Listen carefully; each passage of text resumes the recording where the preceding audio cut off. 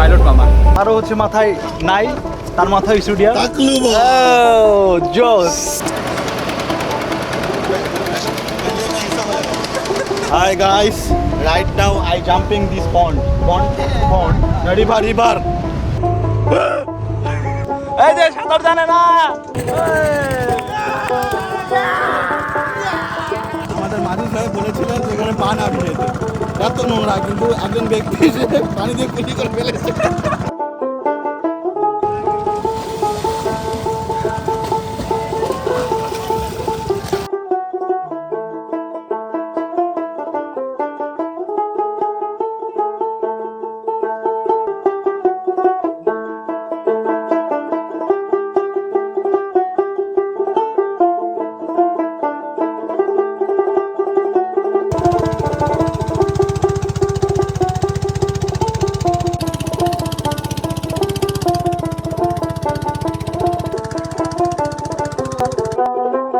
Hello everyone, অনেক বছর পরে নতুন ভিডিওতে আপনাদেরকে ওয়েলকাম।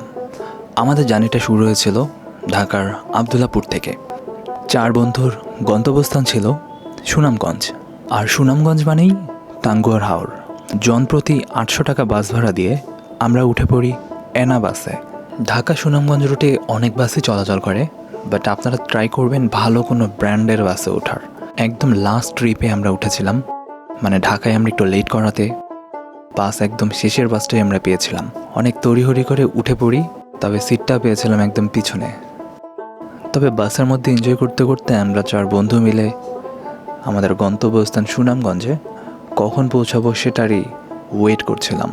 আপনারা যেদিন টাঙ্গুয়ার হাওর যাবেন, আপনারা তার একদিন আগে সুনামগঞ্জে চলে যাবেন। এটা আপনাদের জন্য সব থেকে বেশি ভালো হয়, কারণ আপনার যেদিন সকালে হাউস বোট থাকবে, সেদিন যদি তাড়াহুড়া করে সুনামগঞ্জে পৌঁছান, একটা ক্লান্তিবোধ কাজ করবে, একটা ঘুম ঘুম ভাব চলে আসবে। তাই অবশ্যই চেষ্টা করবেন একদিন আগে যাওয়ার। ঢাকা থেকে সুনামগঞ্জ যেতে মোটামুটি 8 থেকে 9 ঘন্টার মতো সময় লাগে। বাই দ্য ওয়ে, আমরা কিন্তু রংপুরের সৈয়দপুর থেকে ফার্স্টে ঢাকায় গিয়েছিলাম, দেন ঢাকা থেকে সুনামগঞ্জে যাচ্ছি। ভোর হতেই দেখি সুনামগঞ্জের রাস্তায় আমরা চলে এসেছি। আঁকাবাঁকা রাস্তা এবং পাহাড় এতটা সুন্দর লাগছিল, এর থেকে আর সুন্দর সকাল আর হতেই পারে না। আমরা চলে এসেছি সুনামগঞ্জে, এবং সুনামগঞ্জে এসেই আমরা একটি হোটেল নিয়েছি। এই হোটেলে আমরা 4 বন্ধু মিলে একটা স্টে করব, এবং পরের দিন সকালেই আমাদের হাউস বোট ছিল। চলেন আপনাদের একটু হোটেলের পরিবেশটা ঘুরে দেখাই। পিচ প্যালেস নামে একটা নতুন হোটেল উদ্বোধন হয়েছে মাত্র 3 দিন। সো আমাদেরকে একটা হিউজ ডিসকাউন্ট দেয়, এবং তাদের সার্ভিস প্লাস তাদের সম্পূর্ণ হোটেলটা এক কথায় 3 স্টার মানের।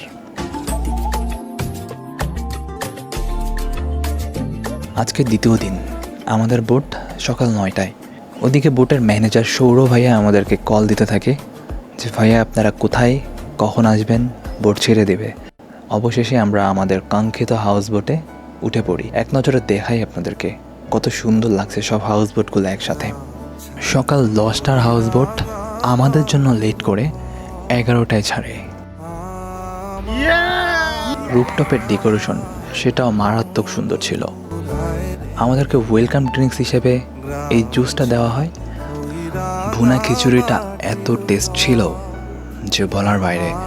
খিচুড়ির সাথে ছিল মুরগির মাংস, ডিম ভাজি, 2-3 টাইপের ভর্তা, আর একটা পেঁয়াজ দিয়ে চাটনির মতো বিশেষ একটা ভর্তা ছিল।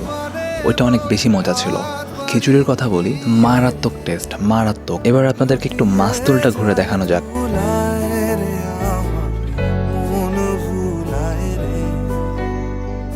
গ্রাম ছাড়া ওই রাঙা মাটির পথ আমার মন ভুলায় রে। এই যে আমাদের পাইলট মামা। মাস্তুল বোট অনেক সুন্দর একটা বোট, এবং অল্প বাজেটের মধ্যে যদি টাঙ্গুয়ার হাওর ট্যুর দিতে চান, তাহলে মাস্তুল বোট বেস্ট। চারপাশে হাওরের পরিবেশটা কি সুন্দর। ভাগ্য দেবতা আমাদের সাথে ছিল, যার কারণে আমরা বৃষ্টিমুখর একটা ওয়েদার পেয়েছি। ও যে কেড়ে আমায় নিয়ে যায় রে, যায় রে কোন চুলায় রে আমার মন। শিবাজির মতো আমাদের যে বড় ভাই শিবাজি দা বস, তারও হচ্ছে মাথায় নাই, তার মাথায় স্টুডিও টাকলু বল। জোস।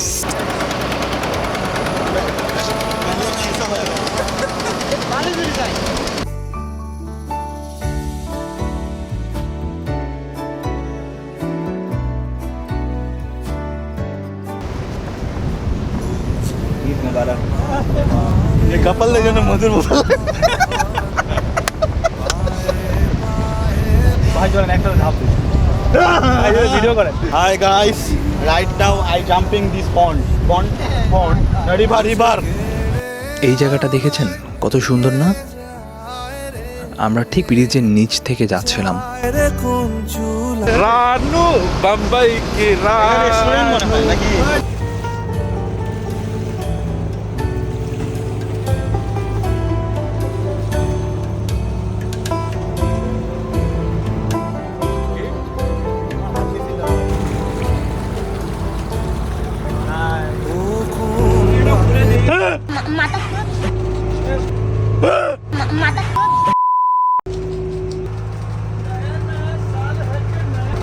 चाहे कोई छोरी काली हो चाहे गोरी चुपके से उसको लाऊं मैं मारूं।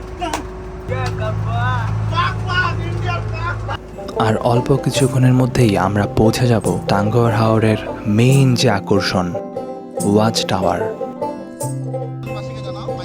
হ্যাঁ, এই যে সাঁতার জানে না।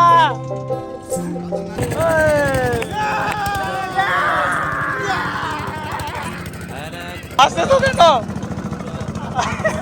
আমাদের মাঝি সাহেব বলেছিলেন যে এখানে পা না ভিজেতে, এত নোংরা, কিন্তু একজন ব্যক্তি এসে পানি দিয়ে কুলি করে ফেলেছে। খাওয়ার সঙ্গ করে আর খাওয়ার অঙ্গরা ভ্রমর হাসে ফুলের আসে শেষের পেতে নীল পরা তোমার চোখের আদিম নীলা।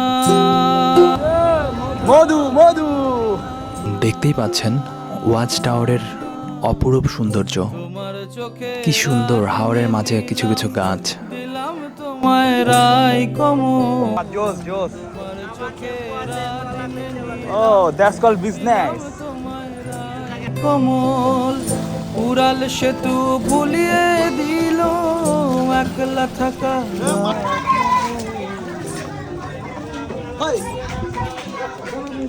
একটা হাওয়ার সঙ্গ করে আর এক হাওয়ার অঙ্গরা। তারপর হেঁটে হেঁটে উঠে এসেছি ওয়াচ টাওয়ারের উপরে। আর ওয়াচ টাওয়ারের উপরে উঠলে সম্পূর্ণ যে ভিউ সেটা আপনারা দেখতে পারবেন।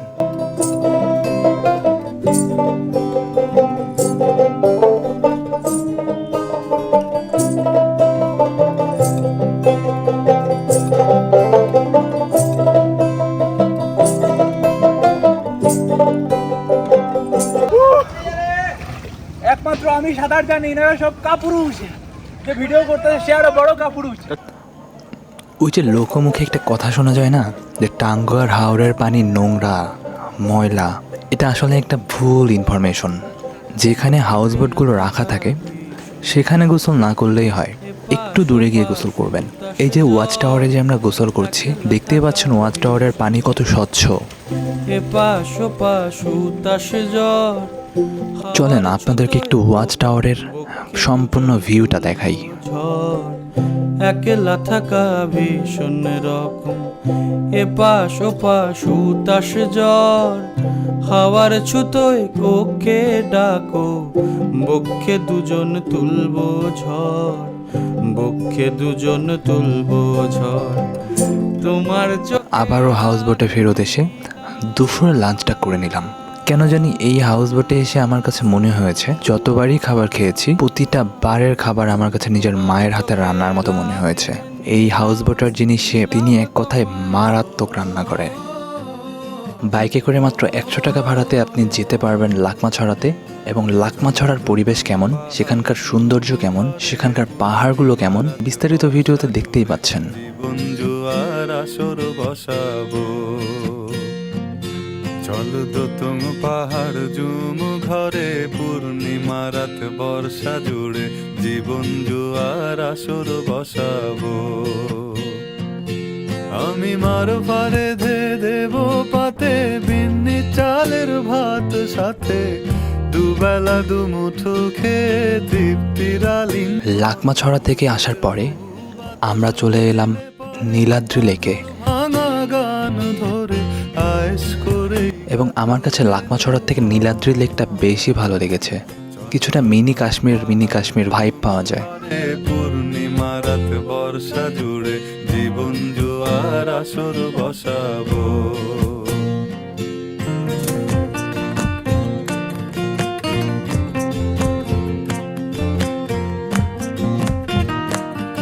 নীলাদ্রি লেক থেকে আসার পরেই সন্ধ্যা হয়ে যায়, আমরা আমাদের হাউস বোটে চলে আসি।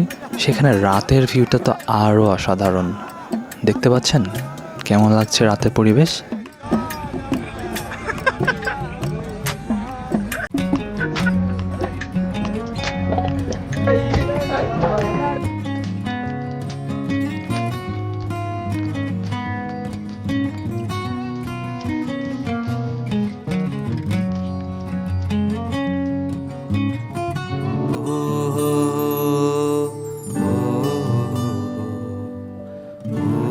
তারপর আমাদের হাউস বোটটি আবারও চলা শুরু করলো শিমুল বাগানে গিয়ে আমাদের হাউস বোটটি লঙ্গর করা, এবং আমরা চলে যাব শিমুল বাগানে।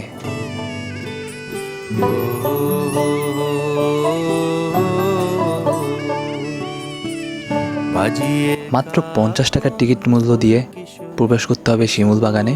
যদিও শিমুল বাগানে কোনো ফুল ছিল না, এই ফুলগুলো মূলত জানুয়ারি থেকে মার্চ মাসের দিকে শিমুল ফুল হয়ে থাকে। কিন্তু শিমুল বাগানের পরিবেশ আমি কিছু বলবো না, আপনারাই কমেন্ট করে জানান। বাজিয়ে কাকন ফুল কিশোরী এসো বেনু বনে। আমার কাছে এত ভালো লেগেছে যে শিমুল ফুল যখন ফুটবে অর্থাৎ জানুয়ারি মাসে আমি কিন্তু আবারও আসব। এই ফুলের সৌন্দর্য উপভোগ করতে আমি আবারও আসব। এমন যদি ঝিনুক নদী হারায় আখি পাতে। তারপর আবারও নাস্তা করে আমরা রওনা দিই বারিক্কা টিলা যাওয়ার উদ্দেশ্যে। আর এখান থেকে সম্পূর্ণ মেঘালয় দেখা যায়, যেটি ইন্ডিয়ার দখলে থাকলেও আমাদের বাংলাদেশ থেকে এই ভিউটা দেখা যায়।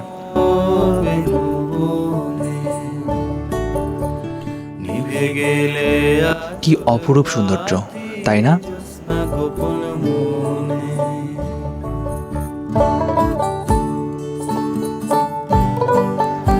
এই মেঘালয় দেখার জন্য হলেও আপনার টাঙ্গুয়ার হাওরে অবশ্যই আসা উচিত।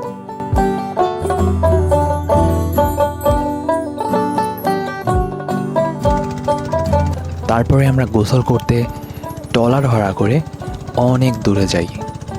এই যে দেখতে পাচ্ছেন আমার পাশে, উনি হচ্ছেন হাউসবোটের ম্যানেজার সৌরভ ভাই। খুবই আন্তরিক একজন মানুষ, এবং আমার সাথে যারা আছে যাদের সাথে অনেক ভালো একটা ফ্রেন্ডশিপ হয়ে যায়। দেখতে পাচ্ছেন ওয়েদারটা এবং চারপাশের পরিবেশটা কতটা সুন্দর। আমরা স্বচ্ছ পানির আশায় আমরা একদম ঝর্ণার কাছে চলে যাই, কিন্তু এখানে একটা বিপত্তি ঘটে। আমরা গোসল করতে তো চলে যাই একদম মিডিলে, তারপর আসতে পারছিলাম না। বাগান বিলাস বুকের মুখোমুখি সংঘর্ষ।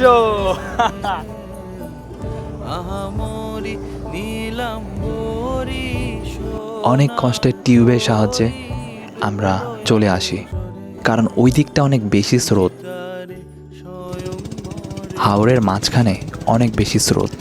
কাচ পোকা হয়ে ফুটলো তারা এলো কেসে, খুঁজি তারে স্বয়ংবরে মুড়ি পাতার দেশে। সো এটাই ছিল আমার টাঙ্গুয়ার হাওরের জার্নি। কেমন লেগেছে অবশ্যই আপনারা বলবেন। ভিডিওটা কেমন ছিল এবং আমার প্রেজেন্টেশন কেমন ছিল। আমার পার্সোনালি এই হাউস বোটে জার্নি করে অর্থাৎ মাস্তুলে জার্নি করে আমার খুবই ভালো লেগেছে। বিশেষ করে এই বোটে যারা দায়িত্বে ছিলেন তাদের এক একজনের বিহেভিয়ার, তারা সবাই অনেক অমায়িক ছিল। বিশেষ করে তাদের খাবারের মান, হাউস বোটের পরিবেশ, সব কিছু মিলে 10 on 10। So thank you so much. আমি চেষ্টা করবো রেগুলার ভিডিও আপলোড করার। আপনারা নেক্সট ভিডিওতে আপনাদের সাথে আবারও দেখা হবে। ভালো থাকুন, সুস্থ থাকুন। Thank you.